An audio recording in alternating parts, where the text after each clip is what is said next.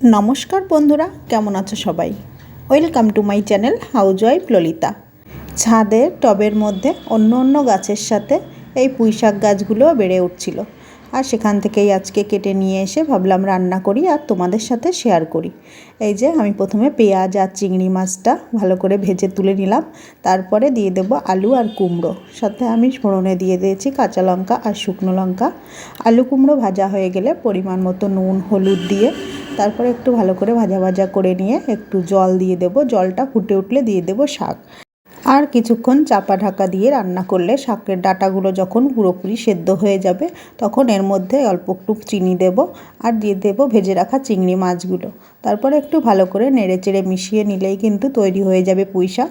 আর নামানোর আগে যদি এই পেঁয়াজ আর চিংড়ি মাছ ভাজাটা দেওয়া হয় তাহলে কিন্তু এই পুঁই শাকের স্বাদ আর গন্ধটা অনেক গুণ বেড়ে যায়। একবার ট্রাই করে দেখতে পারো।